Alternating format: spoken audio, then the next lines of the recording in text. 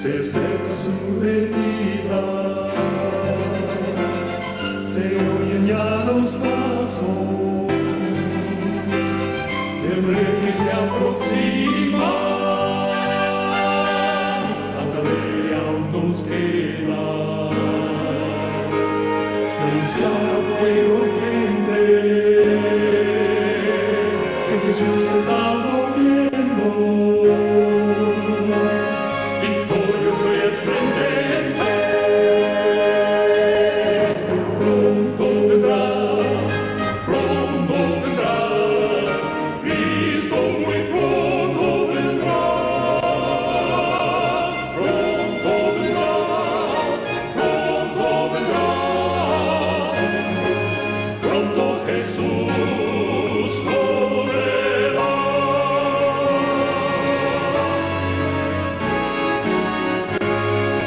Pronto Jesús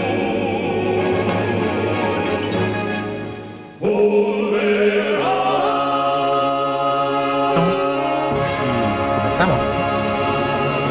Oremos, querido bondadoso Padre que moras en el alto cielo, agradecidos por tu oportunidad que nos das en este día para estudiar tu palabra y compartirla.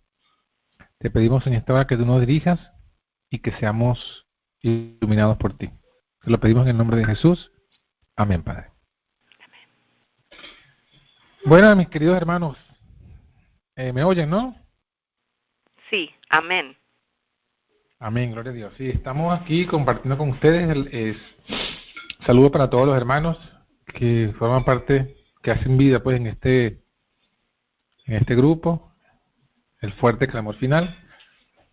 Y hoy quiero compartir con ustedes un tema que hemos estado estudiando aquí también en España, que nos ayuda un poco a reflexionar, que nos ayuda un poco a ubicarnos, por así decirlo, ¿no? Nos ayuda a encontrar el camino que debemos recorrer en este tiempo. Como dice la palabra del Señor, que sin profecía el pueblo se desenfrena. Es decir, sin profecía andamos a la deriva, no sabemos cuál es el camino. Por eso el Señor nos ha dejado en la profecía, y hoy vamos a estudiar una profecía, pero una profecía tipológica, una tipología, una historia bíblica que es profética y que bueno, que justamente nos muestra el camino en que tenemos que andar nosotros, sobre todo nosotros, los que somos llamados por Dios en este tiempo, en esta hora, a ser los reformadores del tiempo presente, en medio de la apostasía que estamos viendo entre el Israel moderno.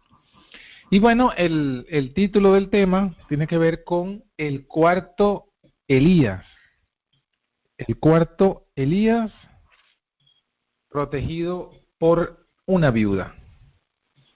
Y el texto clave con el cual comenzamos pues este estudio está en el Evangelio de Lucas, capítulos 4, versículos 24 al 26, y ahí vamos a encontrar lo que el Señor Jesucristo nos dice al respecto.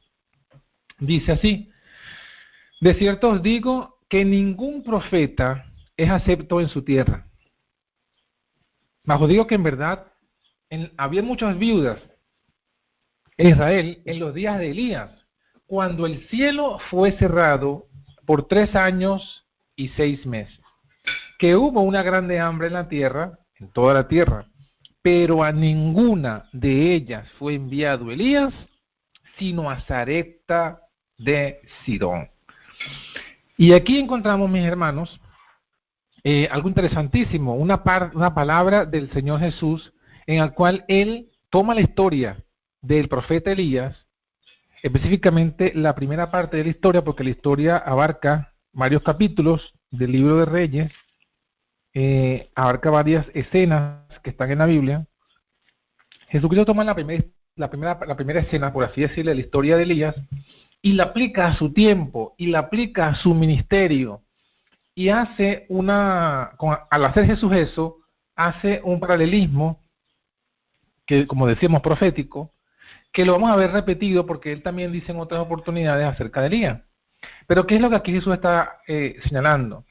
Jesús está señalando que la apostasía, lo dice de forma sutil, pero está diciendo que la apostasía que estaba en Israel en los días de Elías es la misma que estaba en Israel en los días de él, en los días de Cristo en la tierra. Y que la apatía, la incredulidad, la falta de fe que estaba en el pueblo de Israel era semejante a la falta de fe que estaba en el pueblo de Israel en su tiempo. La falta de fe que había en el pueblo de Israel en los días de Elías hizo que Dios tuviese que enviar a Elías a una viuda en Sidón. Y con eso Jesús estaba señalando que algo pasaba, algo mismo pasaba en su tiempo. No podía él hacer muchos milagros porque no había la fe. Así que vamos a entrarnos en esta historia y vamos a ver no solamente la historia, sino sus vertientes proféticas que nos ilustran a nosotros hoy. Lo primero que a usted quizás le pueda causar pregunta o duda es ¿por qué nosotros decimos el cuarto Elías? ¿Por qué no hablamos, por ejemplo, del tercer Elías, sino del cuarto? Bueno, eso tiene su razón, y la razón es que la Biblia no nos habla de solamente 3 Elías, sino que la Biblia nos habla del cuarto Elías. La Biblia nos dice que el primer Elías, por supuesto, es el Elías original, el Elías que está, el origen de esta historia, que es el Elías tisbita. Ahorita lo vamos a analizar, pero antes vamos a presentar el cuadro completo. El primer Elías es el Elías tisbita. Pero también, por las palabras de Jesús, vemos que hay un segundo Elías, porque él está aplicando en su tiempo estas palabras. Ese segundo Elías lo vamos a encontrar en el Evangelio de Mateo capítulo 11, versículo 14, cuando está hablando Jesucristo de Juan. Vamos a leer Mateo 11, 13 y 14, y dice, todos los profetas y la ley hasta Juan profetizaron. Y si queréis recibirle, él es aquel Elías que había de venir. Así que ya Jesús con estas palabras establece que Juan el Bautista era el Elías que debía venir. Y ese fue el segundo Elías. ¿Por qué se dice que él fue el segundo Elías? Porque él vino con el espíritu y el poder de Elías. Eso lo dice Lucas 1:17. Porque irá delante de él con el espíritu y el poder de Elías para convertir los corazones de los padres hacia los hijos, los rebeldes a la prudencia de los justos, para preparar al Señor un pueblo apercibido. Sin embargo, en el libro de Malaquías, antes de Malaquías, en el libro del Apocalipsis, en el capítulo 2, hablando de la iglesia de Tiatira, en el versículo 20, Apocalipsis 2:20, encontramos una tercera mención a la historia de Elías, en un tercer tiempo profético. Dice, el mensaje de la iglesia de Tiatira, que sabemos que se refiere a la época medieval, dice, tengo unas pocas cosas contra ti, porque permites que aquella mujer Jezabel, que se dice profetiza, ella enseñe y engañe a mis siervos a fornicar y a comer de cosas ofrecidas a los ídolos. Así que aquí nos está mostrando que en los días de la iglesia de Tiatira estaría una institución que sería análoga a la Jezabel de los días de Elías, porque Jezabel fue la mujer con la quien fue la profetisa falsa con la quien combatió Elías.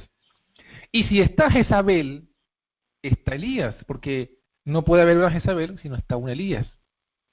Y no puede estar un Elías si no hay una Jezabel. Entonces vemos aquí que el tercer Elías vino en el período de la iglesia de Tiatira, y conociendo esta profecía de la iglesia de Tiatira, sabemos que Jezabel aquí se refiere a la iglesia católica romana, y el Elías, el tercer Elías en esta etapa, representa al pueblo de Dios, que fueron los valdenses, los albingenses, los hugonotes y los reformadores, quienes en esa etapa fueron los únicos que le hicieron frente a la Jezabel católica, que predicaron la verdad aún a costa de sus vidas, como fue Elías. Tenemos allí el tercer Elías. Pero todavía nosotros estamos en un tiempo en el que se va a cumplir la profecía de Malaquías capítulo 4, y aquí aparece, por tanto, la profecía del último Elías, del cuarto Elías. Dice Malaquías capítulo 4, versículos 5 y 6. He aquí yo os envío al profeta Elías, antes que venga el día de Jehová, grande y terrible. El día de Jehová aquí representa el día de las 7 plagas postreras. Antes que venga el día de Jehová, Jehová nos enviará Elías el profeta.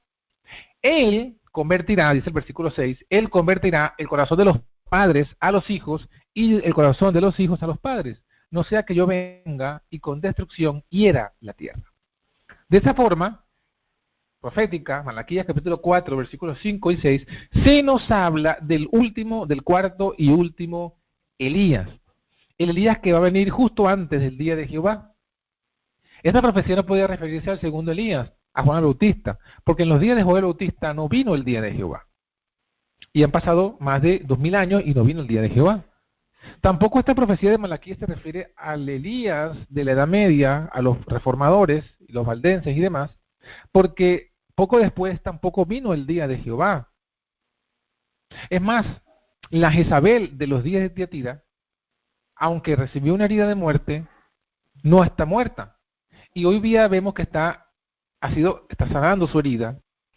La Jezabel está levantándose nuevamente y la Jezabel está todavía con vida y creciendo en poder. Por tanto, el último Elías que vendrá antes del día de Jehová, antes de las plagas postreras, es el cuarto y último Elías. Y para que lo veamos confirmado por Elena de White, vamos a leer una cita que está en Testimonios para los Ministros, página 475, donde se nos dice que todavía esta profecía debe cumplirse, que esta profecía no ha hallado su cumplimiento. Eso lo dice aquí Malaquías capítulo 4, Testimonios para los Ministros, página 475, dice: la profecía debe cumplirse. ¿La profecía qué? Debe cumplirse, o sea, no se había cumplido todavía. La profecía debe cumplirse, el Señor dice: he aquí yo os envío al profeta Elías, antes que venga el día de Jehová, grande y terrible. Esto aquí ella está citando Malaquías. Pero luego que cita Malaquías, explica Elena de White: alguien debe venir con el espíritu y el poder de Elías. Y cuando aparezca, los hombres posiblemente dirán: eres demasiado piadoso, no interpretas las escrituras de la debida manera. Déjame decirte cómo tienes que predicar tu mensaje. Testimonio para los Ministros, página 475. Y con esta cita y con lo que hemos explicado, vemos entonces claramente que todavía el Elías no ha venido. El cuarto Elías es el que debe venir. En los días de Elena de White todavía no había venido. Ella está diciendo que debía venir, y está citando Malaquías, o sea que Malaquías no se cumplió ni con Juan el Bautista ni con los valdenses, ni aún con los pioneros. Es una profecía que estaba presente para el futuro, para nosotros. Otra cita, para que no quede duda, porque algunos podrán, tomando solamente la cita de Testimonio para los Ministros, podrán manipular la cita y hacer pensar y creer que se refiere ese Elías, ese cuarto Elías, a una persona individual. Y algunos inclusive lo han hecho y se han señalado a sí mismos como ese último Elías. Sin embargo, no hay que tomar una, sino varias citas de la Biblia y de los testimonios para ver qué más nos añaden y cómo podemos complementar la idea. Vamos a leer otra cita que está en Historia de la Redención, la página 203, y dice de la siguiente manera: Juan vino con el espíritu y el poder de Elías para proclamar el primer advenimiento de Jesús. Se me señalaron los últimos días. Atención, se me señalaron los últimos días. Y vi que Juan representa a los que saldrán con el espíritu y el poder de Elías para anunciar el día de la ira y la segunda venida de Jesús. Una vez más, Elena de White lo coloca en el futuro, hablando de Elías y de Juan el Bautista, que era el segundo Elías, y dice que explica que a quienes representa. No representa a una sola persona individual, representa a los que saldrán con el espíritu y el poder de Elías. A un grupo o a varias personas que vendrán con el mismo espíritu de poder y Elías para hacer la misma obra de Elías, para hacer la misma obra que hizo Elías y para experimentar la misma gloria que experimentó Elías. Acuérdense que Elías, aquí hablando futuro ya, hablando del final de la historia, después de todo el ministerio que hizo Elías, al final vino un carro de fuego y se lo llevó al cielo. Y fue trasladado al cielo sin ver la muerte. Elías fue trasladado al cielo sin ver la muerte. Así que Elías representa a aquellos que harán esta obra en los últimos días y serán trasladados al cielo sin ver la muerte. Hermanos y hermanas, ¿querrás tú ser Elías? Otra cosa que yo quiero que nos quede en la mente es que cuando estaba Elías en el ministerio, en su ministerio en la tierra, habían 7,000 que no habían doblado sus rodillas a la apostasía. Pero de todos esos 7,000 y Elías, el único que fue trasladado al cielo sin ver la muerte y que fue trasladado en un carro de fuego fue Elías. Los otros 7,000, aunque fueron fieles y no se perdieron, no tuvieron tal privilegio. Porque Dios da bendición y da privilegio y da gloria a aquellos que lo confiesan valerosamente delante de los hombres. Así que, mis queridos hermanos, con estos elementos en cuestión, con estos versículos y análisis de la cita, entendemos que es importante, que es importantísimo comprender el ministerio de Elías y quién es este cuarto Elías y qué debemos hacer como cuarto Elías para que usted y yo podamos alcanzar ese privilegio que alcanzó Elías. Podamos hacer la obra que Elías alcanzó. Así que, bueno, mis queridos hermanos, comencemos, o continuemos, mejor dicho, continuemos con este estudio que tiene varias partes, no va a concluir hoy porque es extenso, tiene muchas ramificaciones, pero lo que vamos a ver hoy va a ser sumamente importante. Dice en el Primera de Reyes, capítulo 16, comienza la historia de Elías. Allí está. Para poder comprender las aplicaciones proféticas de esta historia, tenemos que estudiar la historia. Primera de Reyes, capítulo 16. Comienza la historia diciéndonos, hablándonos de Acab. Primera de Reyes 16, 29. Vamos a ver el contexto de Elías. Primera de Reyes 16, 29. Comenzó a reinar Acab, hijo de Omri, sobre Israel el año 38 de Asa, rey de Judá. Entonces aquí el primero que vemos aquí es Acab. Acab es el primer personaje que sale en la palestra acerca de la historia de Elías. Acab, hijo de Omri, sobre Israel y se convirtió en el rey. Dice el versículo 30, reinó Acab, hijo de Omri, sobre Israel en Samaria 22 años. Así que el primero que aparece en esta historia es Acab, rey de Israel. ¿Qué más dice la historia aquí acerca de Acab? Acab, hijo de Omri, dice el versículo 30, hizo lo malo a los ojos de Jehová sobre todos los que fueron antes que él. Y aquí está la parte triste de la historia. Hizo lo malo. Acab, el líder principal, el rey, el gobernante máximo del pueblo de Israel, hizo lo malo. Y como Adán, y como todos aquellos a quienes Dios les ha dado cierto lugar de influencia, cierta categoría, cierto cargo, lo que hacen malo no los afecta únicamente a ellos, afecta a todos aquellos quienes están bajo su autoridad. Así como el pecado de Adán afectó a toda la raza y a toda la tierra, así el pecado de Acab alcanzó a todo Israel. Hizo lo malo a los ojos de Jehová sobre todos los que fueron antes que él. ¿Por qué se señala que Acab hizo más mal que sus antecesores? Dice el versículo 31, porque le fue cosa ligera andar en los pecados de Jeroboam, hijo de Nabat, sino que además tomó por mujer a Jezabel, hija de Edbaal, rey de los Sidonios, y además fue y sirvió a Baal y lo adoró e hizo altar a Baal en el templo de Baal que él edificó en Samaria. Hizo también Acab un bosque, añadió Acab haciendo provocar a ira a Jehová Dios de Israel más que todos los reyes de Israel que antes de él habían sido. Así comienza la historia. Comienza hablándonos de este Acab que hizo lo malo, más mal que sus antecesores. ¿Por qué?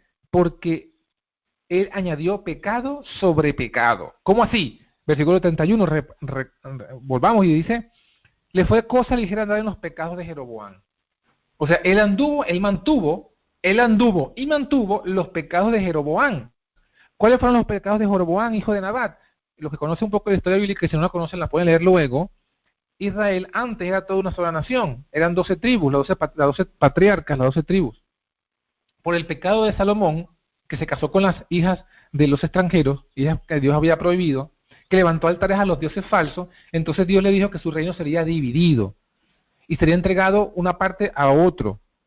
Ese otro que fue entregado,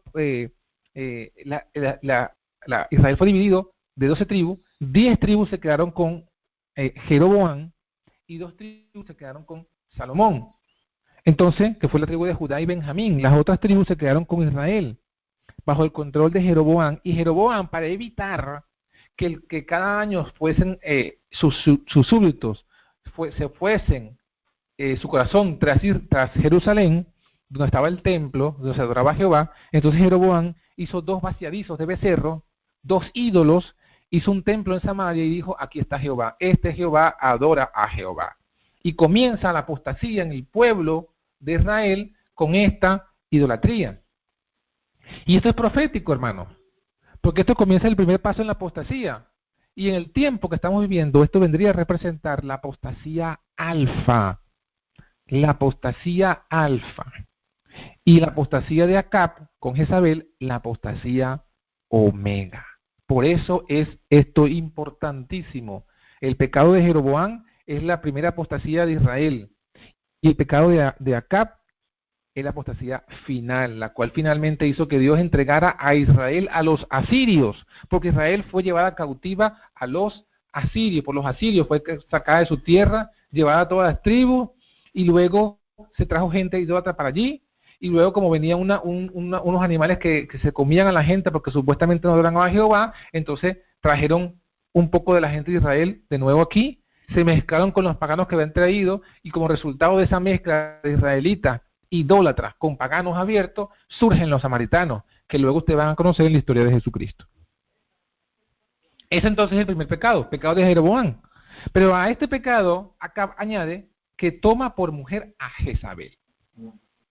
Ya sabemos quién es Jezabel. Ya sabemos quién es Jezabel. Antes de seguir avanzando, bueno, vamos a leer, no, hay que seguir en la misma secuencia que tenemos aquí.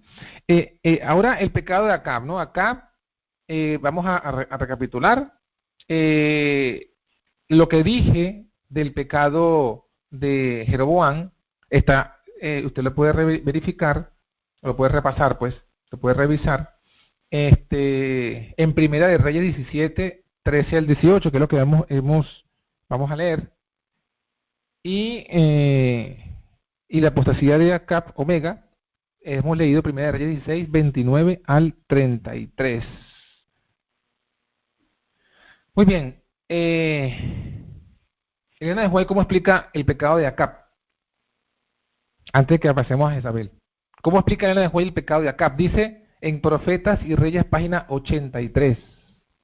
Acab, no conformándose con el aliento que daba a las formas de culto religioso que se seguían en Betel y Dan, donde estaban los 2 vaciadizos, encabezó temerariamente al pueblo en el paganismo más grosero.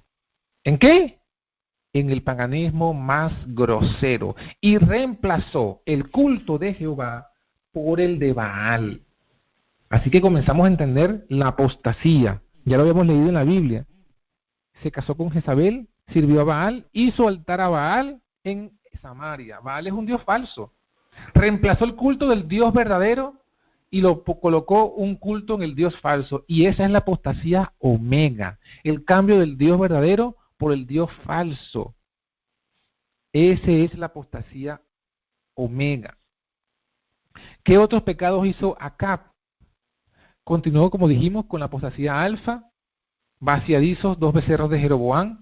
Además tomó por mujer a Jezabel. Y aquí Jezabel, ya lo vimos en Tiatira, Jezabel representa a la iglesia apóstata, a la iglesia católica. Jezabel es hija de Baal, rey de los sidonios. Ella es sacerdotisa del dios falso, del dios de Baal. Es la ramera y la fornicadora que controló al Estado para su beneficio. Y vamos a ver que también lo hizo para perseguir al pueblo de Dios. representación exacta de la Iglesia Católica, que todavía está presente. ¿Qué otra cosa vemos aquí? Vemos a Baal. ¿Quién es Baal? Baal es un dios falso. Baal era parte de una tríada o trinidad de dioses. Baal significa en semítico cananeo señor, amo. Venía junto con su esposa. Bueno, a este Baal se lo representaba como la deidad principal, como el Dios supremo, como el creador, el bondadoso. Se le representaba como un toro, con o sin alas, el buey Apis. Eso es Baal. Estaba casado, venía con su diosa Acera o Astarte, Atirat o Ishtar. Es una diosa de la fertilidad y del amor sexual. Fue la deidad principal de los cananeos. Y entre ellos dos, entre Acera, entre Ishtar o Astarte y Baal, tuvieron un hijo que se llama Tamuz. Tamuz, hijo de Baal y Astarte. Aquí, en lo que hemos leído, solamente se menciona a Baal y a Astarte. Pero en Ezequiel capítulo 8, usted va a encontrar en la Biblia que dice que Israel estaba endechando a Tamuz. Las mujeres de Israel estaban endechando a Tamuz. Y aquí entonces nos aparece, se completa el cuadro de los tres dioses, este trío de dioses, esta trinidad pagana, era una trinidad de los dioses sidonios y cananeos, que simboliza al dios Sol con su culto del día del sol. Entonces, Jezabel, la Iglesia Católica, con su tríada de dioses, no puede representar a otra cosa que a la Iglesia Católica como Jezabel y a los tres dioses de Baal, representando a la Trinidad, que es una doctrina de origen católico. ¿Qué otra cosa encontramos en esta escena, en esta historia? Después que ya hemos hablado de Acab, de Jezabel, de Baal, ahora vamos a entrar en el contexto. Aparece un personaje. Después que el pueblo de Dios se casa, se une en ecumenismo con esta Jezabel y adopta los tres dioses, la Trinidad Baal católica, la Trinidad de Jezabel, la Trinidad de la Jezabel católica, entonces, y le hacen un altar a este dioses falsos en Israel, entonces es cuando aparece en escena el personaje en cuestión. Primera de Reyes capítulo 17, versículo 1. Elías Tisbita. Entonces Elías Tisbita, que era de los moradores de Galaad, dijo a Acab, dijo al apóstata, dijo al presidente de los israelitas del séptimo día, adoradores de la Trinidad de Baal. Le dijo Elías: vive Jehová, Dios de Israel, delante del cual estoy, que no habrá lluvia ni rocío en estos años, sino por mi palabra. Tremendo. Tremendo, porque desde el momento que se presenta, ya su nombre es una reprensión. ¿Por qué? Porque la apostasía omega de Israel, de los israelitas del séptimo día, porque los israelitas eran israelitas del séptimo día, porque guardaban el sábado. Estos israelitas del séptimo día, en su apostasía adorando a estos tres dioses de Baal, esta trinidad de dioses falsos, como lo leímos en Profetas y Reyes, habían suplantado el culto de Jehová por el culto a Baal.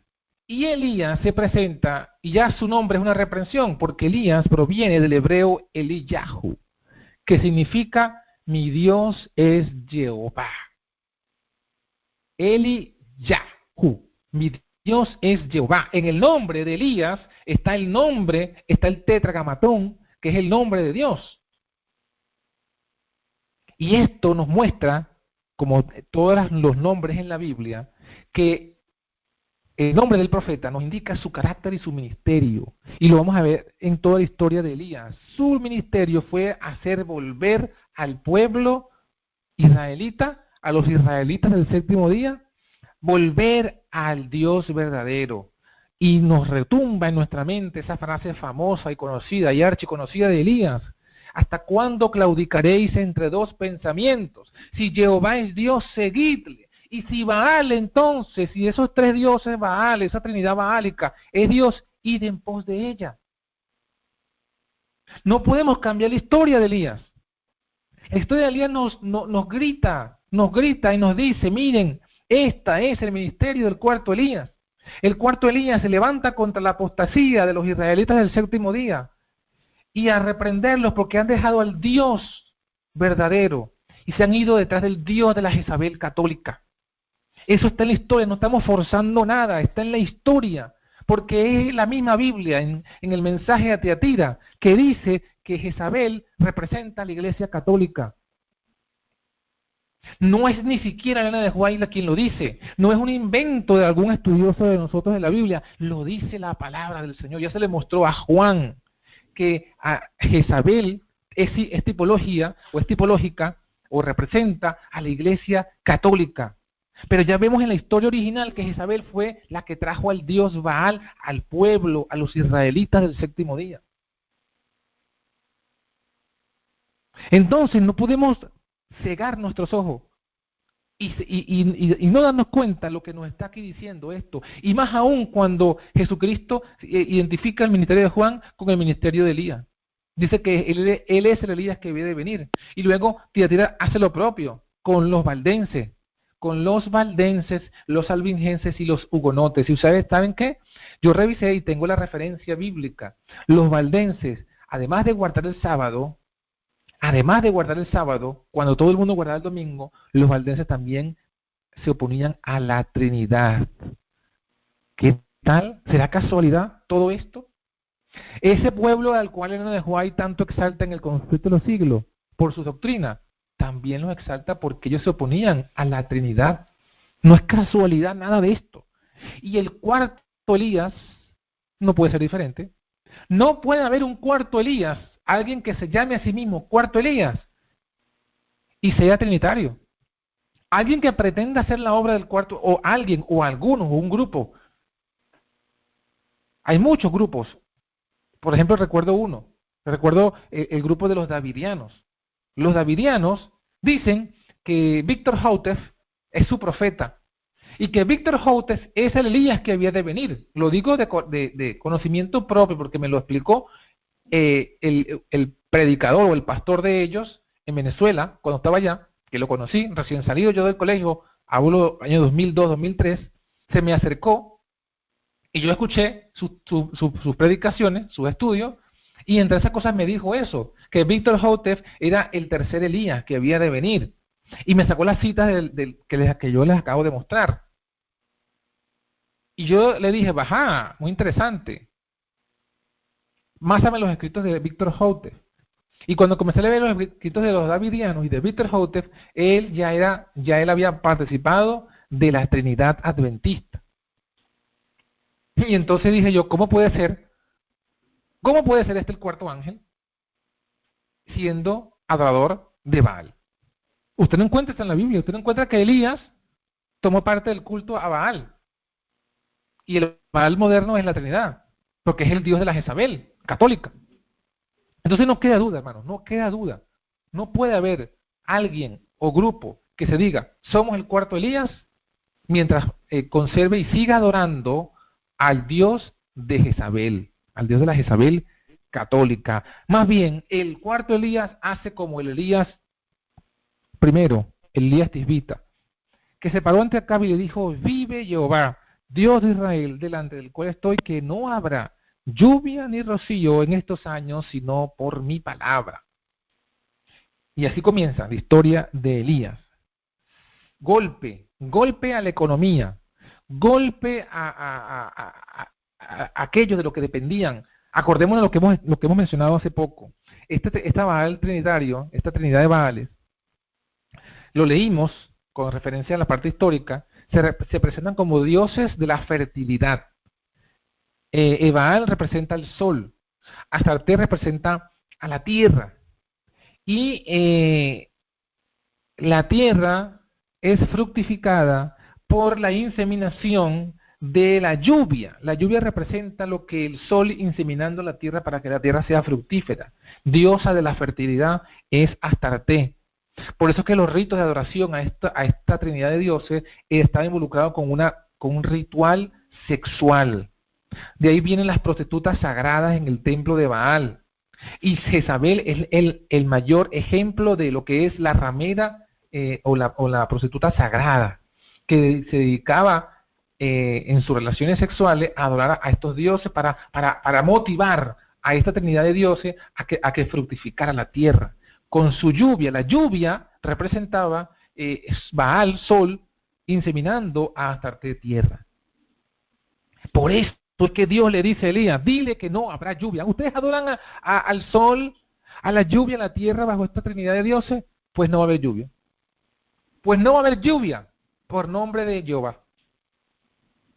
No habrá lluvia ni rocía en estos años. Seco. Golpe a la supuesta bendición de Baal.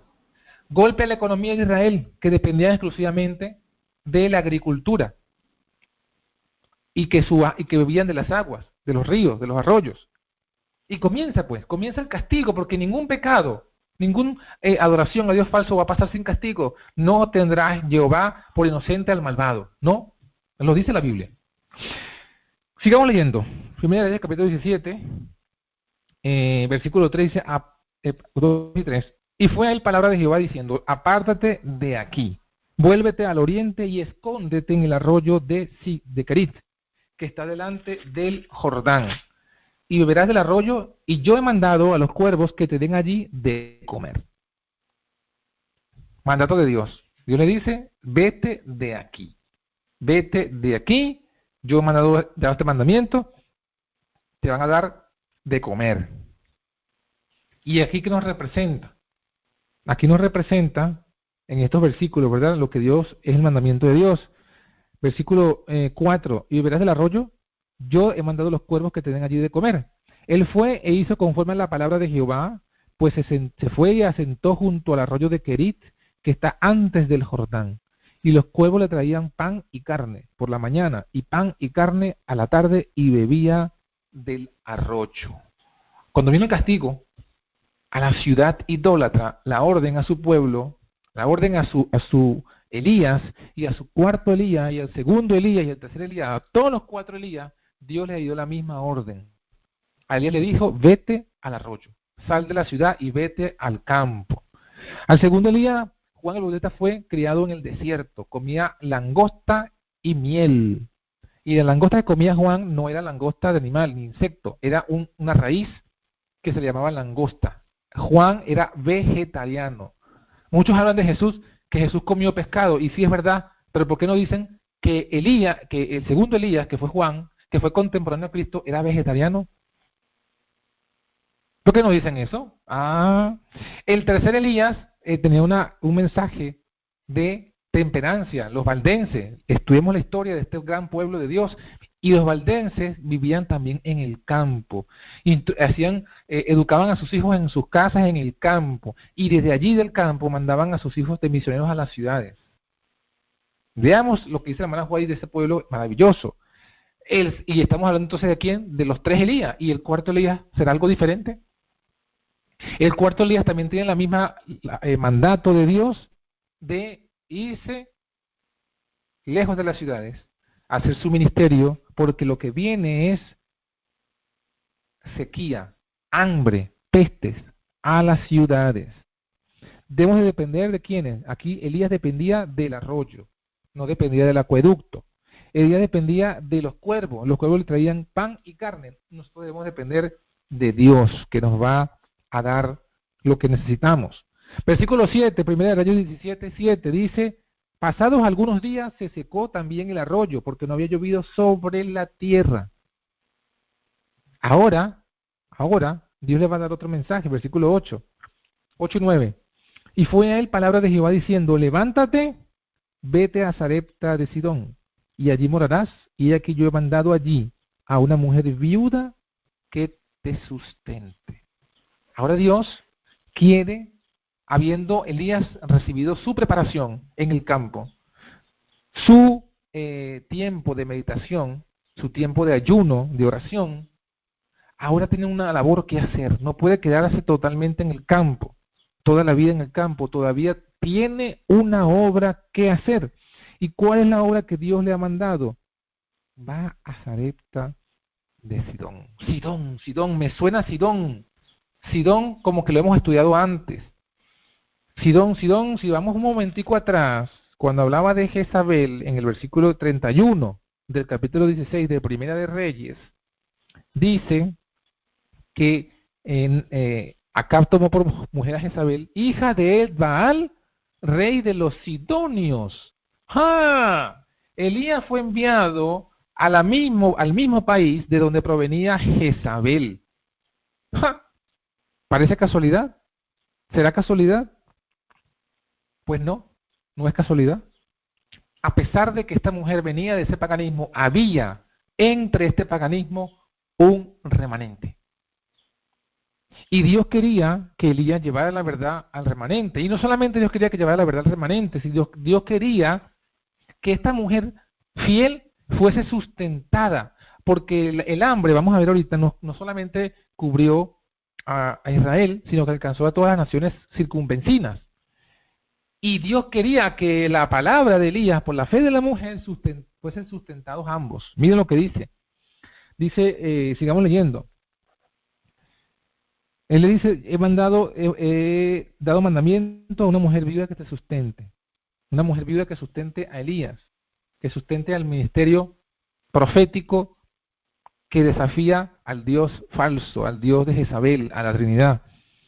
Dice el versículo siguiente, versículo 10, entonces él se levantó, se fue a Sarepta, y como llegó a la puerta de la ciudad, he aquí una mujer viuda que estaba allí cogiendo cerojas, y él la llamó y le dijo, ruégote que me traigas una poca de agua en un vaso para que beba. Y yendo ella para traérsela, él la volvió a llamar. Y le dijo, ruégote que me traigas también un bocado de pan. Un bocado de pan. Un bocado de pan en tu mano. Y ella respondió, vive Jehová, Dios tuyo. Comencemos a analizar lo que dice la mujer. Vive Jehová, Dios tuyo. ¿Cómo sabía esta mujer que Jehová era el Dios de Elías? Ah, porque cuando Elías llegó, él se presentó. ¿Cuál es tu nombre? Mi nombre es Jehová es mi Dios. Jehová es mi Dios. Elías significa Jehová es mi Dios. Cuando él se presenta ante la mujer, le dice, mi nombre es Jehová es mi Dios.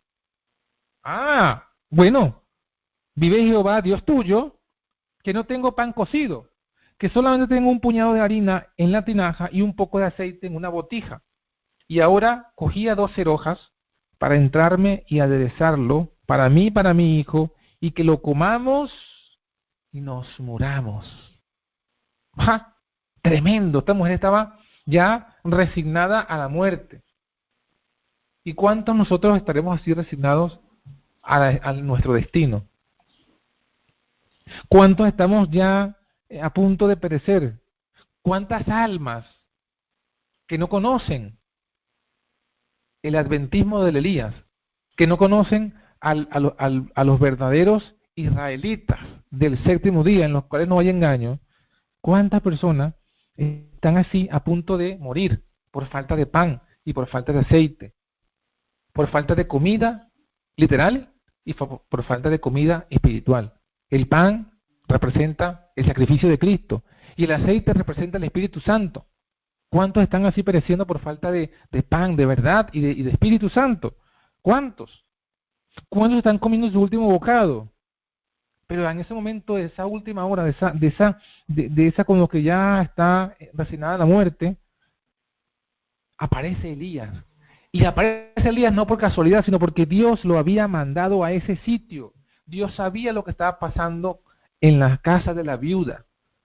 Sabía que esa mujer estaba viuda, que tenía un hijo, que estaban a perecer, que eran piadosas. Eso es lo que le dijo Jesús. Muchas viudas habían en los días de Israel, en los tiempos de Elías, y a ninguna de ellas fue enviado, sino una viuda Sarepta de Sidón. ¿Por qué? Porque esta viuda, vamos a ver por ahora, por sus hechos, no tenía mucha profesión de fe, no tenía mucho conocimiento, pero tenía fe. Vamos a verlo. Cuando ella le dice esto, de que no tenía más nada y que se iba a comer lo último y a morirse, entonces Elías dice algo que parece algo egoísta. Versículo 13. Elías le dijo, no tengas temor, ve, haz como has dicho, pero hazme a mí primero de ello, de ese puñado de harina y poquito de aceite, hazme a mí primero de ello, una pequeña torta cocida debajo de la ceniza y tráemela. Y después harás para ti y para tu hijo. ¿Cómo es esto, Elías? Qué falta de bondad para una viuda, Elías. ¿Cómo es posible que Elías se quiera comer lo poquito que le queda a esta mujer? De primero, además. No es que primero son las damas y la mujer y los niños. ¿Cómo es que ahora el primero es el profeta? Ah, pero es que no termina de aquí lo que le dice Elías. Elías le dice, y después harás para ti y para tu hijo, versículo 14, porque Jehová Dios de Israel ha dicho así. La tinaja de la harina no escaseará, ni se disminuirá la botija del aceite, hasta aquel día que Jehová dará lluvia sobre la faz de toda la tierra. Aquí está la promesa. Dios le hace una promesa a esta mujer por boca de su profeta. No se ha cumplido todavía, porque espera que ella tome la decisión. ¿Le hará ella la torta a Elías primero o se comerá ella primero el asunto? Esta es la prueba de fe que Dios le hace a la viuda en Sidón, que tenía como ministerio esta viuda sustentar al ministerio profético de Elías, de aquel que defendía el único Dios verdadero. Esa era su misión, sustentar el ministerio de Elías. Pero ella podía hacerlo únicamente si tenía fe, porque esta mujer también era una mujer pobre. Elías no fue sustentado por Acab, ni menos por Jezabel. Los profetas de Baal, los que predicaban la Trinidad de Baal, Astarté y Tamuz, esos trinitarios eran sustentados por la mesa de la iglesia de Jezabel, la profetisa católica. Ellos vivían de lo que le daba la iglesia de Jezabel, lo que le daba la iglesia católica. Ellos viven de eso, comen de la mesa de Jezabel. Se sustentan de esa mesa, de lo que les daba Jezabel y de lo que les daba Acab, de lo que le daba el poder político y el poder religioso en el ecumenismo. Ellos vivían de eso. Y por eso es que predicaban a Baal, a la Trinidad, predicaban a Baal, a Astarté y a Tamuz. Por eso. Pero Elías, ¿quién lo sustentaba? Su ministerio no lo sustentaba a nadie, estaba solo, más bien estaba perseguido. Pero Dios había mandado una viuda. Pero esta viuda tenía que tener fe.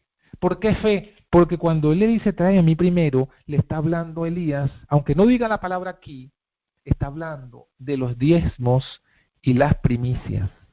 La palabra primicia, lo primero es para Dios.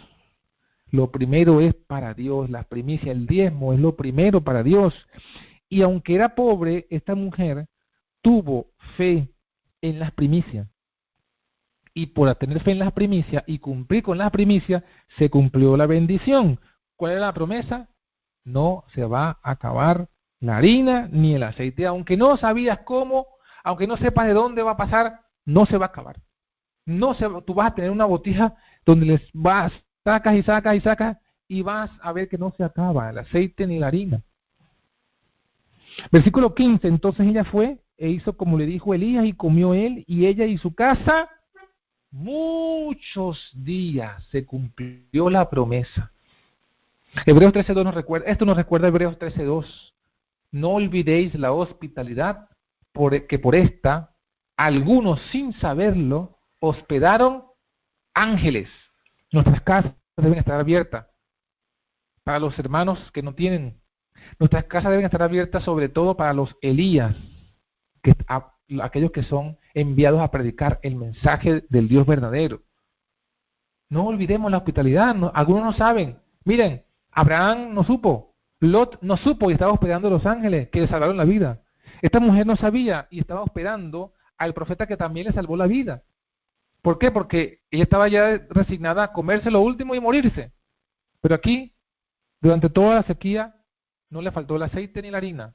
Comió y se sació ella, él y su hijo de harina, de torta de pan. Romanos 12:13 dice, comuniquen a las necesidades de los santos, siguiendo la hospitalidad. Y 1 Timoteo 5:10, el apóstol Pablo, hablando de la mujer viuda, de la verdadera viuda, que debe ser sostenida por la iglesia, dice que tenga testimonio en buenas obras. Si crió hijos, si ha ejercitado la hospitalidad, si ha lavado los pies de los santos, si ha socorrido a los afligidos, si ha seguido toda buena obra. Dios está esperando y necesita de estas viudas como la viuda de Sarepta de Sidón para que sustenten a los Elías modernos. Pero son viudas de fe, porque Jesús ya lo advirtió, y así comenzamos el estudio. Jesús dijo, había muchas viudas en los días de Israel, en el profeta Elías, en Israel en los días del profeta Elías. Había muchas viudas, no era la única viuda en todo el mundo, pero ninguna de ellas fue enviada, dice Jesús, a ninguna de las viudas de Israel fue enviada. ¿Será esto también algo simbólico y profético? ¿Será que son más receptivos las viudas mundanas, las viudas católicas, las viudas evangélicas, que las propias viudas adventistas? ¿Será así, hermanos?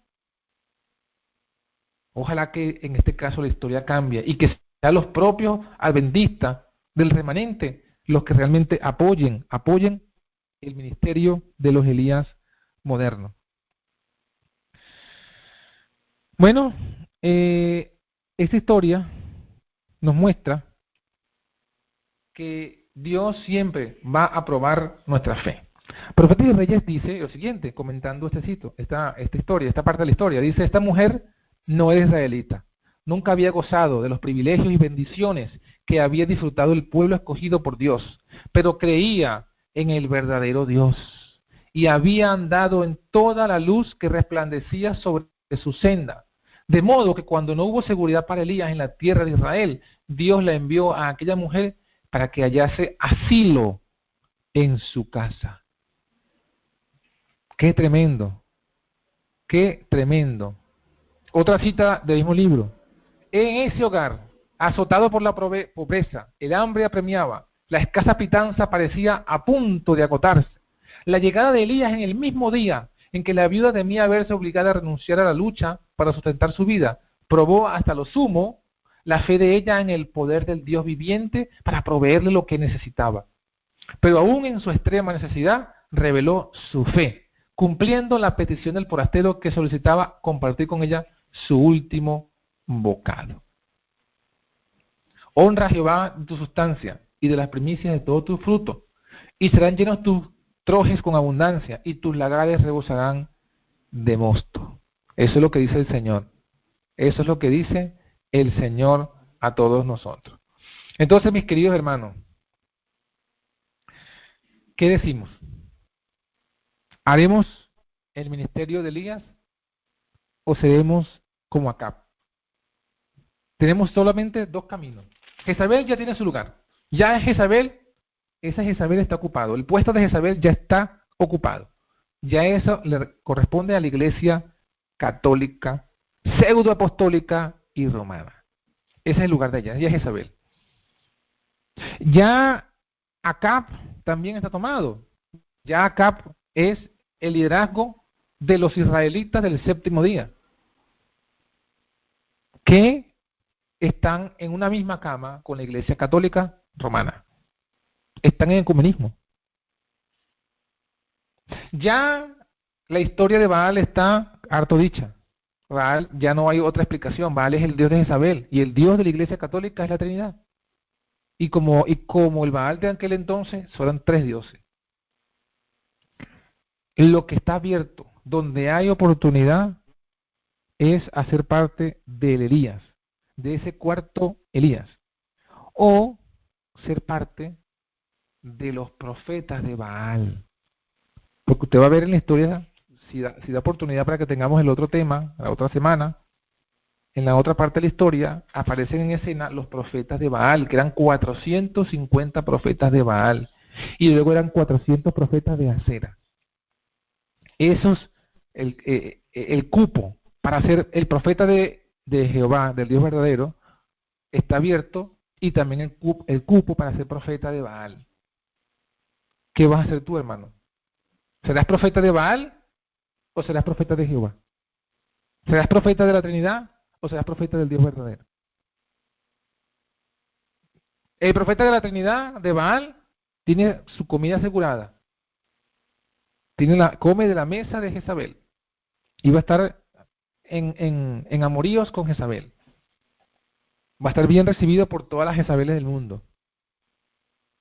Pero el Elías, aquel cuyo nombre es mi Dios, no es la Trinidad, sino que mi Dios es Jehová, ese va a tener que estar huyendo, como Jesús le dijo a los discípulos.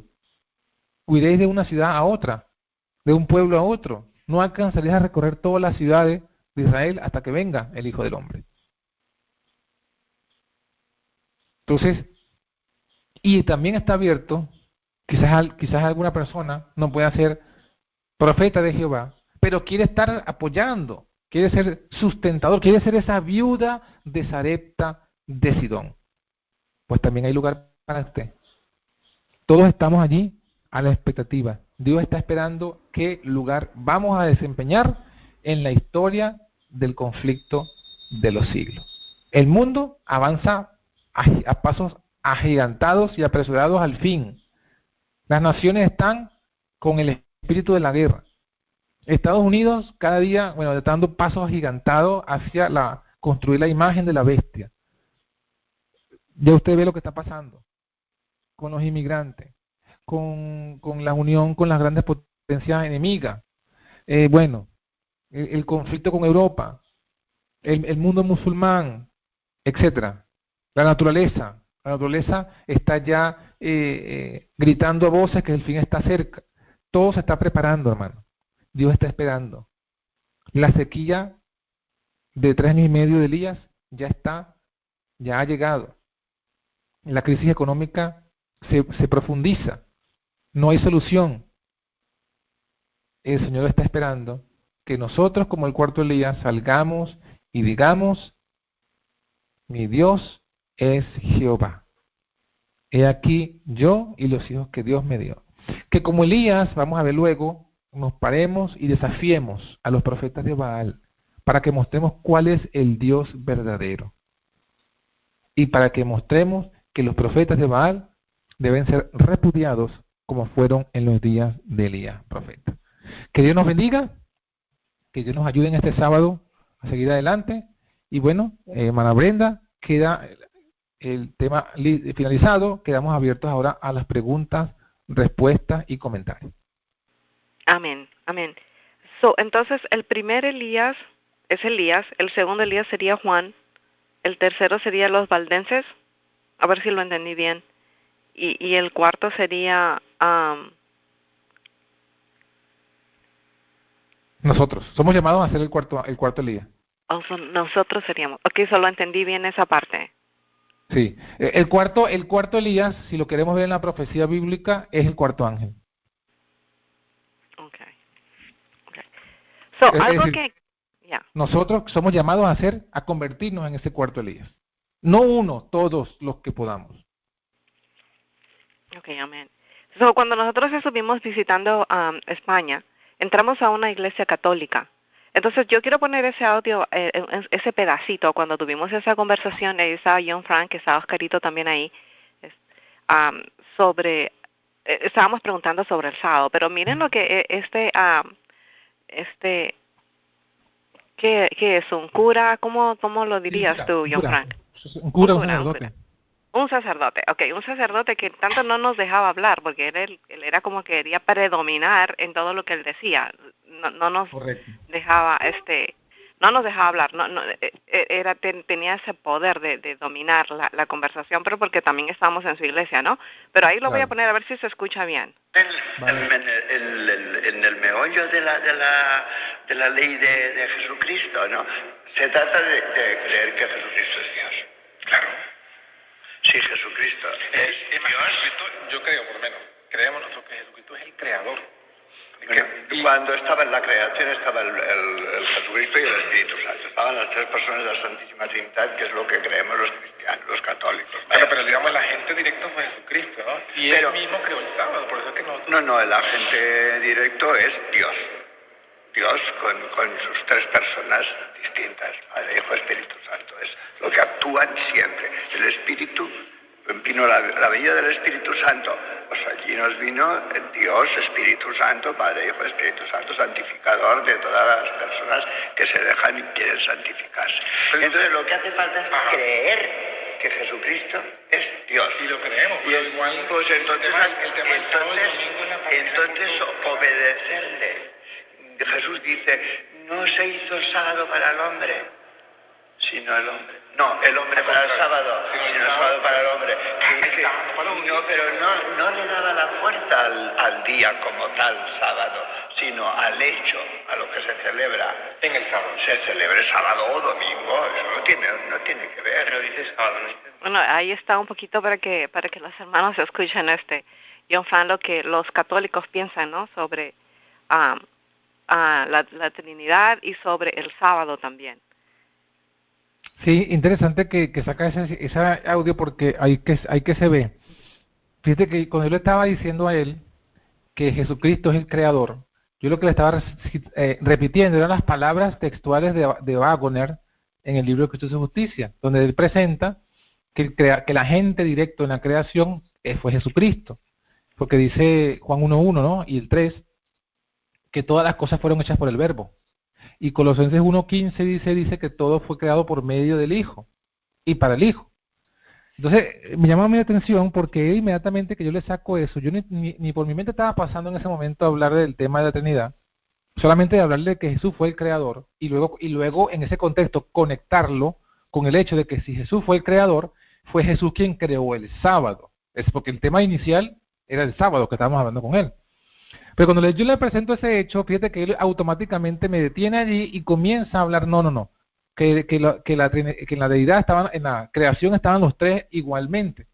Entonces allí uno se da cuenta cómo la Trinidad, la doctrina trinitaria que presentan los católicos, es una doctrina que confunde, o sea, que no permite que la persona entienda el mensaje de la justificación por la fe.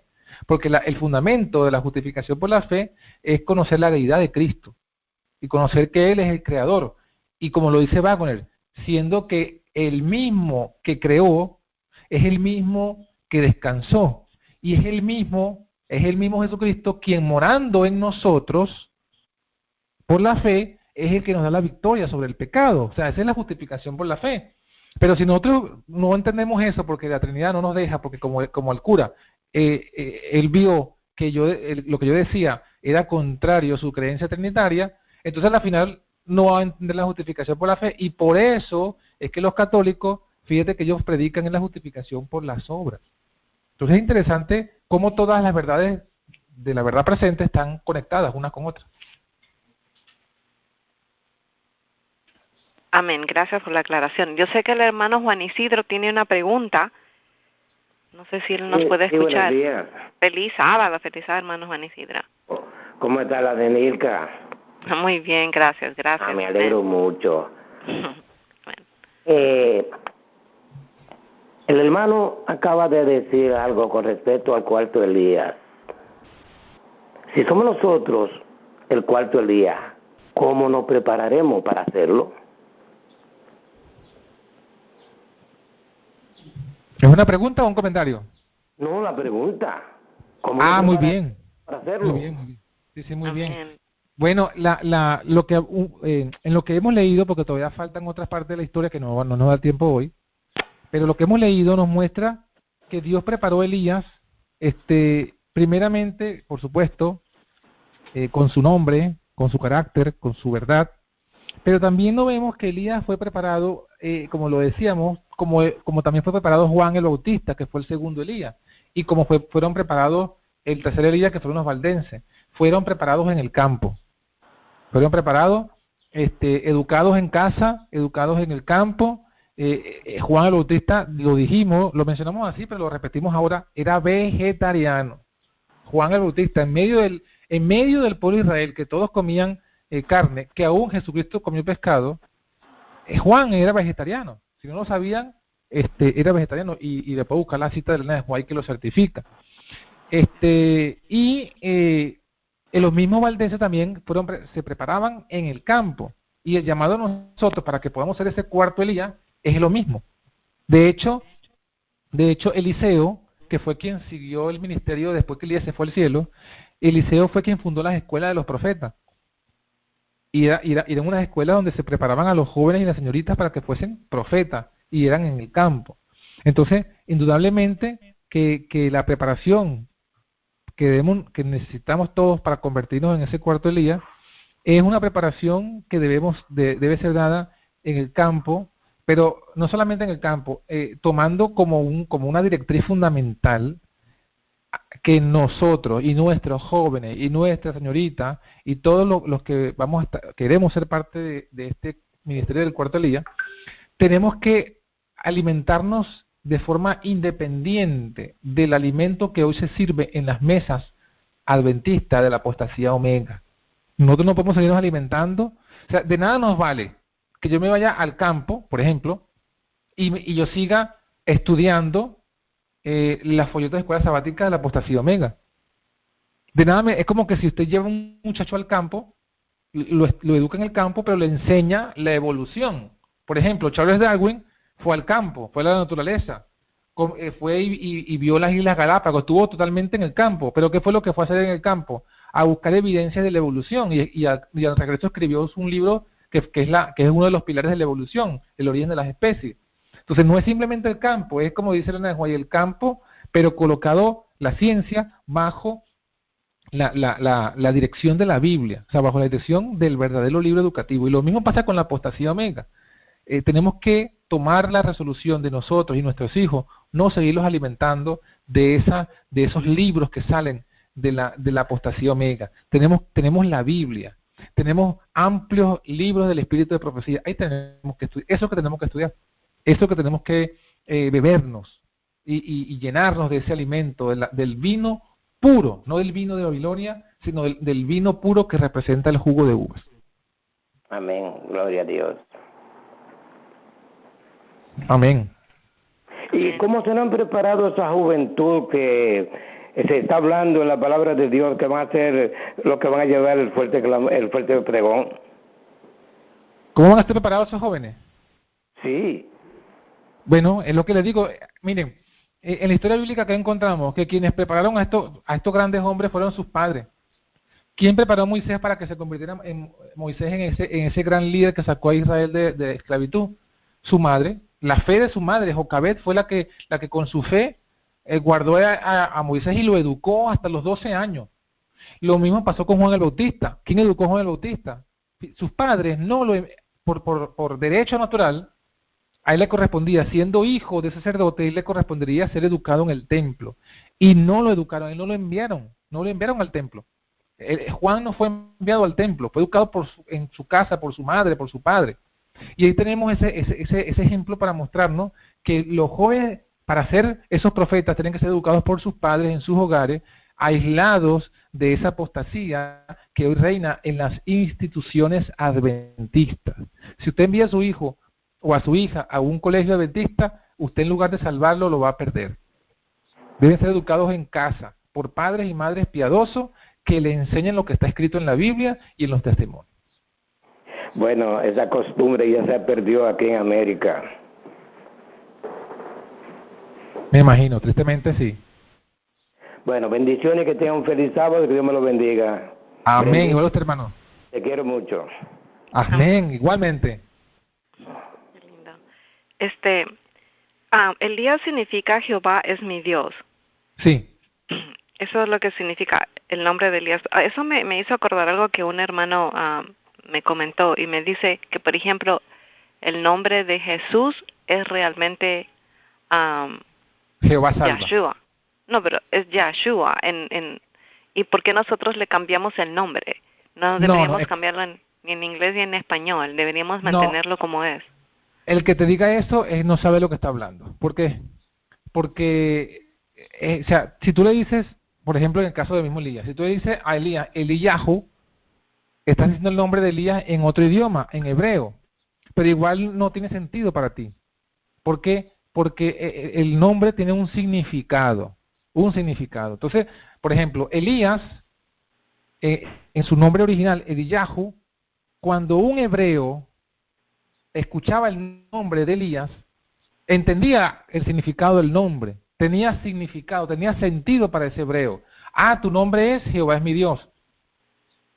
Pero si yo me digo, si nosotros aquí que hablamos castellano, nosotros decimos, ah, no, pero es que es Eliyahu, o decimos Yeshua, no tiene sentido porque nosotros no hablamos hebreo. O sea, fíjate que eso está en la Biblia. Mateo, cuando escribió su evangelio, dice que el ángel le dijo, hablando de Jesús, ¿no? Del Hijo de Dios, pondrá por nombre Jesús, porque está escrito en Manuel, que traducido es Dios con nosotros. Llamará su nombre Emmanuel. Mateo está citando una profecía del Antiguo Testamento. Y en el Antiguo Testamento, en Isaías 7:14, si no lo recuerdo mal, es que se profetiza que el nombre del Mesías sería Emmanuel. Emmanuel es una palabra hebrea. Pero fíjate que Mateo lo traduce. Mateo dice, se llamará su nombre Emmanuel, que traducido es Dios con nosotros. Entonces nosotros, ¿qué estamos haciendo? Estamos siguiendo lo que dice la Biblia, lo que hicieron los profetas de la Biblia. Los profetas de la Biblia eran los que traducían los nombres. Mira, Mateo, te voy a decir la referencia precisa para que lo tengas allí. Mateo 1:23. Leo 1:22 y 23 dice, todo esto se cumplió, todo esto aconteció. Leo desde el 21, mejor, perdón. 21, Mateo 1, 21 al 23. Y parirá un hijo, y llamará su nombre Jesús, porque él salvará a su pueblo de sus pecados. Todo esto aconteció para que se cumpliese lo que fue dicho por el Señor, por el profeta que dijo, he aquí la Virgen concebirá, y parirá un hijo, y llamará su nombre Emmanuel, que traducido es Dios con nosotros. Entonces, Mateo está citando el profeta del Antiguo Testamento, está citando un versículo, está citando, correcto, Isaías 7:14, y es Mateo quien está diciendo la traducción del nombre. Fíjate que es Mateo quien está traduciendo el nombre. Porque si tú vas a Isaías 7:14, textualmente Isaías dice, el Señor mismo dará señal. He aquí la Virgen concebirá y parirá un hijo y llamará su nombre Emmanuel. Eso está en Isaías 7:14. Mateo toma ese versículo, lo pone completo y Mateo mismo, Mateo, apóstol del Señor Jesucristo, inspirado por el Espíritu Santo, es Mateo quien dice que ese nombre se traduce y se traduce Dios con nosotros. Entonces, quien dice que los nombres no se traducen, no son los que están los que dicen eso, no siguen lo que dice la Biblia, porque la Biblia me está diciendo que el nombre de Jesús se traduce de Emmanuel, lo tradujo Mateo en este caso al griego, Dios con nosotros. Y si Mateo lo traduce, nosotros que creemos en los apóstoles, entendemos que los nombres se pueden traducir y que se deben traducir para que tengan significado. Porque si usted me dice a mí Emmanuel es un nombre muy bonito, pero no sé qué significa. Ah, pero si alguien que sabe hebreo lo traduce y yo veo el nombre traducido, veo el significado. Entonces, lo importante del nombre no es cómo está escrito en el original, no es cómo se pronuncia en el original. Lo importante del nombre es cómo se traduce y qué significa. Eso es lo que dice la Biblia. Entonces, en el caso de Jesús, significa Jehová salva. Amén, amén. Disculpe, hermana. Sí, hermano, quiero hacer una pregunta, hermana Brenda, perdone, aunque este no es el tema, pero hablando en relación del nombre de Jesús, yo tengo pues un poquito de cuidado con eso, porque sí tenemos que aprender cómo son las cosas, ¿no? Porque hay muchas cosas que se escribieron en la Biblia, las traducciones pues han perdido mucho o han perdido algo de seguridad, ¿no? Pero en el caso del nombre de Jesús, imagínense, en la China, pues, ¿cómo le llaman a Jesús? Bueno, yo no lo sé, pero ellos tendrán el nombre como se le dice. En Brasil, ¿cómo le dicen? En Puerto Rico, pues, Jesús. En África, pues, tendrán el nombre, pues, también un nombre raro, ¿no? Yo entiendo, o sea, en lo que yo pienso, mejor debo decir. Como dijo el hermano aquí, es importante más que todo que entendamos qué significa. ¿Qué significa?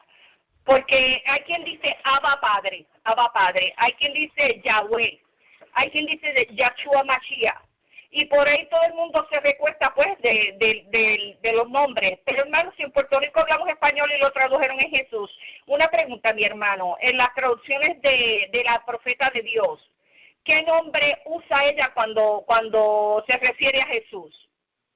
Exacto. La profeta, cuando habla del Padre, se le dice Jehová. Y cuando habla de Jesús, aparece Jesús. Tal cual. Jesus. Pero en inglés le dice Jesus. Claro, la pronunciación cambia en el idioma, Jesus. Entonces, ¿por qué nosotros, y en estos grupos se han complicado? Le digo, yo vengo de un grupo hace años donde eso era un despelote, perdone la expresión, con el nombre de Jesús, y muchas cosas que si Yahweh, que si Yahshua, que sea Mashiach, y entonces como que complicamos la cosa, y a la hora de la verdad ni lo tenemos en nuestro corazón, lo que tenemos son peleas unos con otros y no entendemos lo que verdaderamente significa. Hermano, el Dios con nosotros, está Dios con nosotros en nuestros corazones, eso es lo menos que hay. Dios le bendiga. Correcto, hermana, pero eso es lo que estamos diciendo. No, por eso es que le estoy diciendo, mi forma, de lo que yo lo entiendo, es por eso, pero está bueno. Sí, justamente lo que estamos diciendo es eso, que todo lo que o sea, ese argumento de decir que hay que llamar a Jesús en su nombre original en hebreo, eso no es bíblico. Eso no es bíblico. No hay ni un solo versículo que apoye tal cosa. No hay uno solo. Y tampoco hay una sola cita de Elena de White que apoye esa idea. ¿Por qué? Porque Elena de White usó como profeta Jesús y que Amén. se pronunciaba Jesus. Y usó como profeta Jehová. O sea, no hay, ¿qué puede decir? Que Elena de White estaba... entonces, el que crea que Elena de White se equivocó, entonces está diciendo que no fue inspirada por Dios. Y además de eso, tenemos lo que acabo de citar de la Biblia misma, la palabra del Señor, Mateo, con la autoridad apostólica, él dice que él traduce el nombre de Jesús, de Emmanuel, al griego en este caso, Dios con nosotros. Entonces, si el apóstol lo traduce, no hay argumento, a lo menos bíblico. Habrá muchos argumentos, cada quien se inventará sus argumentos, pero argumento bíblico no hay para decir que los nombres no se traducen incorrecto. Mateo tradujo el nombre profético del Mesías, que era Emmanuel, lo tradujo al significado Dios con nosotros. Entonces, por supuesto, cualquier debate o pelea que vaya en el sentido de que tenemos que invocar a Jesús o al Padre con sus nombres en hebreo, ya tenemos que darnos cuenta que eso no va inspirado por Dios, que eso no va en armonía con los escritos inspirados, ni la Biblia, ni con el espíritu de profecía. Eso simplemente eso se llama judaizar. Eso es lo que Pablo señala, que eran disputas en cuestiones de palabras y de genealogías que no ayudan. Pero también es como se siente libre también de decir, por ejemplo, en Jesus' name, amén, algo así, ¿no? O sea, uno claro. puede... Es lo mismo, pero depende, si tú hablas inglés, lo dices así, ¿no? In Jesus' name. Entonces, yo hablo castellano, digo en el nombre de Jesús. Y como decía el hermano, si alguien habla africano, lo dirá en su lengua africana.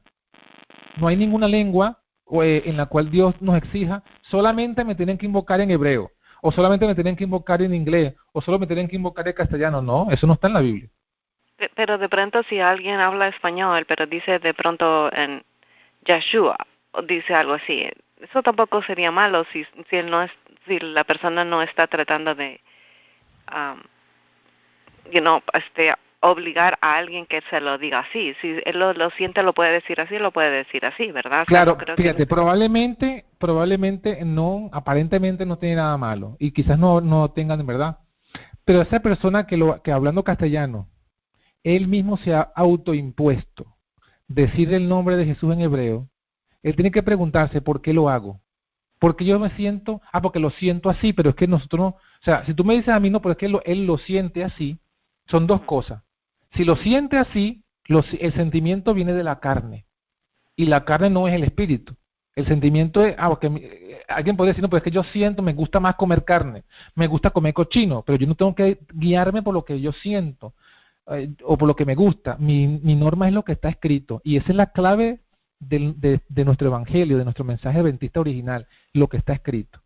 Ahora, si es lo que me dicen, no, pero es que yo lo siento en el espíritu. Un momentico, tú dices que esa es la impresión espiritual que tú tienes. Bueno, analiza, como dice Juan, prueba ese espíritu, prueba los espíritus si son de Dios, porque hay muchos espíritus que no son de Dios. Si a ti sientes que espiritualmente se te impulsa a decir ese nombre en hebreo, ese no puede ser el espíritu de la Biblia, ni el espíritu de Cristo, porque el espíritu de Cristo ya está manifiestamente explicado en la palabra. Y en la palabra, fíjate, los apóstoles, Dios mandó a los apóstoles a predicarle a los gentiles. Nosotros somos gentiles en cuanto a la carne, en cuanto a la cultura, en cuanto al nacimiento, en cuanto a la educación, somos gentiles. Nosotros no nacimos como hebreos ni como judíos, y mucho menos aprendimos la lengua hebrea. Entonces, ¿a quién encomendó Dios que le predicara el evangelio a los gentiles? Bueno, a los apóstoles, y principalmente entre los apóstoles al apóstol Pablo. Ahora, sabiendo eso que está en la Biblia, Pablo se dice a sí mismo que él es el apóstol de los gentiles, y Jesús le dijo a los apóstoles, id y predicar el evangelio a todos los gentiles. Bueno, veamos en dónde dice algunos de los apóstoles que debían los gentiles, cuando se convertían, conocer e invocar a Jesús por su nombre hebreo. ¿Qué versículo podemos escribir al respecto? Ninguno. Ningún apóstol, ninguno de los apóstoles le impuso a ningún gentil eso. El Espíritu Santo no le inspiró a los apóstoles a que hicieran eso. Entonces, ¿qué espíritu va a motivar a alguien hoy día a que haga algo que no inspiró ese Espíritu Santo a los apóstoles? Entonces, es lo que digo, cada quien tiene que evaluarse, porque quizás él no lo esté imponiendo, como tú dices, pero igual nosotros somos influencia a las personas, y nosotros podemos ser tropiezo a los más débiles, podemos ser mal ejemplo a aquellos que quizás sí están buscando un argumento para imponernos cuestiones judaizantes. Entonces, simplemente yo le diría esto a esa persona de forma para que lo reflexione. Tampoco yo se lo prohibiría. Tampoco yo se lo prohibiría que hablara. Si él quiere decirlo, que lo diga. Yo sí lo amonestaría y le diría, mi hermano, tenga cuidado. Analice qué espíritu lo está inspirando a ello. Analice la validez de los argumentos y, bueno, igual se lo dejo en Dios, porque no tampoco el plan es prohibirle nada a nadie en ese sentido. Pero sí, lo más peligroso va a ser cuando comiencen él u otra persona a ya pasar de la práctica personal a querer imponerlo a los demás. O a querer decir, si tú no lo haces así, tienes menos santidad. Yo conocí, por ejemplo, un grupo de hermanos que me decían que ellos se sentían que había más reverencia y santidad cuando invocaban el nombre de Dios y el de Jesús en hebreo. Yo decía, pero eso no es lo que dice la Biblia. La santidad no está en una lengua. La santidad no está en una pronunciación. La santidad está en la obediencia a los mandamientos de Dios. Entonces, por eso es que tenemos que cuidarnos mucho, porque es muy sutil. El engaño del diablo es muy sutil. Y en este tiempo todavía es más sutil y es más peligroso los tiempos que estamos viviendo. Wow, tremenda verdad. Bueno, hermanos, es bueno volver a escuchar esta parte, porque si nosotros escuchamos a alguien le podemos preguntar eso, ¿no? Y ahora sabemos cómo responder. Gracias, John Frank. Y la última pregunta, no sé si hay alguien más que tiene alguna pregunta. Yo tengo una más y sería la última. Tú dijiste que a veces nosotros podemos estar dando al ojo a personas que son, como lo hizo la vida de Sarepta, ¿no? Ella ayudó al profeta. Correcto. Pero ahora es muy difícil, por ejemplo, que una persona viuda o solteras o algo pueda más recibir a hombres en la casa, ¿no? Qué sé yo. No sé, por el tiempo en que estamos viviendo, no sé si antes era diferente, pero...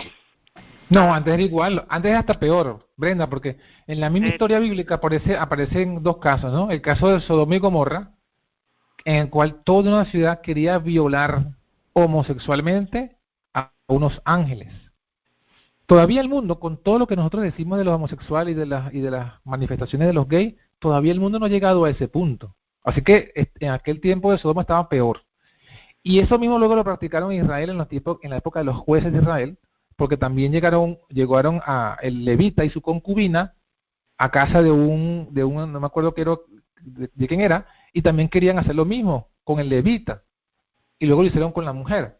Entonces, los tiempos están, no es que ahora estamos peor que antes, estamos ahora, todavía no hemos llegado a ese asunto. Pero la clave no está en eso, la clave está en que la persona es guiada por el Espíritu, ¿no? Porque uno recibe que el Señor le da esas impresiones, ¿no? En cuanto a lo que tú preguntabas, fíjate que el problema está en que una mujer viuda recibe a un hombre. Fíjate que no lo condena la Biblia. La Biblia no condena a la mujer viuda porque recibió a Elías, aunque era una mujer sola con un hombre solo. Porque el problema no está en las apariencias, en lo que la gente diga. El problema está en el corazón y en la mente. Ahí es donde está el pecado, ¿no? Y somos nosotros los que queremos a veces actuar en función de las normas del mundo. Es el mundo quien tiene esa norma. Es el mundo quien ve mal que un hombre, qué sé yo, como en este caso Elías, fuese hospedado por una mujer sola. Es el mundo que lo ve mal. Y nosotros, si nos dejamos contagiar por esa mentalidad del mundo, también lo hacemos así. Entonces, bueno, eso es lo que vemos, ¿no? Lo mismo pasaba con Jesús. Fíjate, en el tiempo de Jesús, dice Elena de White que era mal visto que un hombre hablase a solas con una mujer. Y Jesús lo hizo con la samaritana. Ahí, a la luz pública, él habló a solas con la samaritana. Él no tenía esos prejuicios porque él sabía que lo que él quería era salvar el alma. Y nosotros haríamos bien en pensar más en salvar las almas que estar pensando en lo que van a decir de nosotros. Y eso quizás nos ayudaría mucho a ser más hospitalarios, ¿no? Bueno, yo me refería al peligro también que pueden ser algunos predicadores que pueden ser, predicar una cosa pero después es diferente y qué sé yo. También a veces uno piensa evitar, ¿no? Pero claro, depende quién es. Yo creo que tenemos que preguntar al Señor su dirección en ese caso, ¿no? Pero no es porque nos queremos ayudar, de repente es porque también, quién sabe, ¿no? Pueden haber tantos factores. Sí. Cuidado. Sí, hay que jugar ese equilibrio entre tener cuidado, pero sin dejar de ser hospitalario, que es la voluntad de Dios también. Eso no es fácil, pero bueno, es trabajo que nos toca, ¿no? No dejar la hospitalidad. Eso, y también, como dice aquí el hermano, pueden, por medio de eso también pueden introducir herejía, ¿no? ¿Quién sé yo? Sutilmente. Depende a quién podemos invitar. Aquí la hermana María Cristina dice, yo le pregunto aquí en la iglesia, dice ella, cuando se sale cantan Shalom. Shalom es una canción cortita. Eso no se hacía antes. ¿Qué significa? Shalom significa, es una palabra hebrea que significa paz. ¿Verdad? Y nosotros cantamos eso. Yo también lo canto muchas veces con mi hija. No deberíamos cambiar esa. Bueno, está dando el Shalom y el significado. Esa misma canción, si lo mal lo recuerdo, creo que también tiene una parte que se canta en español, ¿no? No recuerdo en español bien. Se canta en los dos, yo creo que Shalom, Harry, y después dice que Dios te dé paz, o sea, como que lo traduce ahí mismo. Sí, creo que es Avenu Shalom Aleje, ¿no? Avenu Shalom Aleje, la paz esté con nosotros, ¿no? Algo así, es la paz esté con nosotros siempre esté la paz. También hay uno que siempre cantaban mucho, no sé si todavía lo cantan en la iglesia, que es el de Kumbaya. Kumbaya, Señor, Kumbaya. Lo que dice el apóstol Pablo, y busco la cita textualmente para que lo tengamos allí presente, ¿no? 1 Corintios capítulo 14 dice lo siguiente, 14 versículo 15, que pues oraré con el espíritu, pero oraré también con el entendimiento. Cantaré con el espíritu y cantaré con el entendimiento. Porque si bendijere con el espíritu, el que ocupa el lugar de un simple oyente, ¿cómo dirá amén a tu acción de gracia? Pues no sabe lo que has dicho. Entonces aquí tenemos el principio. El principio es que tenemos que, cuando oramos o cantamos, cantar no solo con el espíritu, sino con el entendimiento. Quiere decir, cantemos y oremos sabiendo lo que estamos cantando, sabiendo lo que estamos orando. O sea, si vamos a cantar algo, que se entienda, que lo entendamos nosotros y que lo entienda nuestro auditorio. ¿Para qué? Como dice Pablo, para que puedan decir amén. Y eso es parte del orden que dice Pablo, debe haber en la iglesia en cuanto a las lenguas. Justamente 1 Corintios 14 habla el tema de las lenguas. Y no solo se aplica al falso don de lengua de los pentecostales, sino también al uso de una lengua, aunque sea en este caso el hebreo, el africano o cualquier otra lengua, que exista y que alguien la hable, tenemos que, si la vamos a usar en la iglesia, tenemos que saber cómo usarla. Es lo que dice Pablo, o sea, si vas a predicar en lengua, bueno, que alguien te traduzca. Si no hay quien te traduzca, entonces no hables para la iglesia, porque en la iglesia no se va a edificar. Entonces lo mismo sería con el canto. Por ejemplo, yo fui testigo que habían en el colegio adventista en Venezuela, en mi tiempo cuando estuve allí, había un coro de música sacra, y hubo un punto que comenzaron a cantar puras canciones en latín. Y yo decía, ¿pero qué estamos? ¿Hemos regresado a la Iglesia Católica de la Edad Medieval? Me sorprendía. Y les hablaba de este versículo. O sea, el versículo dice que hay que cantar, por muy bonito que suene la música sacra, en ese caso de la que ellos cantaban, eso es cantar con el espíritu, pero hay que cantar también con el entendimiento. Hay que la gente escuche y entienda lo que se está cantando, porque uno de la imposición de la Iglesia Católica en la Edad Medieval, lo dice Elena de White, lo comenta Elena de White cuando habla de la dos héroes en Bohemia, no me acuerdo del capítulo creo capítulo 5 de Conflicto de los Siglos. Dice, ella habla de uno de los dictados del Papa que decía que Dios se gozaba que le cantaran y le oraran en lengua desconocida para el pueblo, y que el haber transgredido eso y el haber comenzado a cantar y a orar en lengua vernácula era lo que había traído tantas desgracias al mundo. O sea que ahí vemos que el espíritu del catolicismo y el espíritu, por supuesto, del diablo, que es el que está detrás, es un espíritu que pretende que haya oraciones, cantos y palabras en lengua desconocida para que el mensaje a la final no llegue. Y nosotros no somos católicos, traemos y debemos conservar esa herencia protestante, que es una herencia bíblica, y es que cantaremos con el espíritu, pero también cantaremos entendiendo lo que estamos cantando. Amén. Amén, gloria a Dios. No sé si podemos terminar entonces con una oración. John Frank, gracias por haber estado con nosotros, y si el Señor lo permite, pues entonces seguimos el próximo sábado. Dios mediante, amén. Sí, hagamos la oración. Querido Padre que moras en el alto cielo, estamos aquí delante de ti para suplicarte tu misericordia, para darte gracias por habernos permitido estudiar juntos todos esta palabra y, Señor, ser una vez más impresionados por estas historias bíblicas de estos grandes hombres de la antigüedad, que, como dice la palabra, fueron hombres como nosotros, sujetos a pasiones semejantes a las nuestras, pero por la fe y aferrados a ti hicieron grandes y maravillosas obras. Eso, no hay duda, nos ha motivado a nosotros que estamos aquí hoy a querer tener ese mismo espíritu y poder que tuvo Elías. Ayúdanos, Padre, ayúdanos a convertirnos en ese cuarto Elías, a que podamos ser instrumentos en tus manos para hacer tu labor. Bendice a todos los hermanos que han escuchado, que van a escuchar y que están conectados hoy, que van a estar disfrutando hoy de todas las enseñanzas que se van a dar aquí en la cadena del Fuerte Clamor Final. Sé tú con ellos, sé tú con la hermana Brenda y con todos los predicadores, con todos los hermanos que están dirigiendo hoy y van a estar dirigiendo, para que, así como lo ha sido, siga siendo instrumento en tus manos para despertar a muchas almas adventistas a la verdad presente. Quédate con nosotros, quédate con todo tu pueblo en toda la faz de la tierra. Te lo pedimos en el nombre de Jesús. Amén, Padre.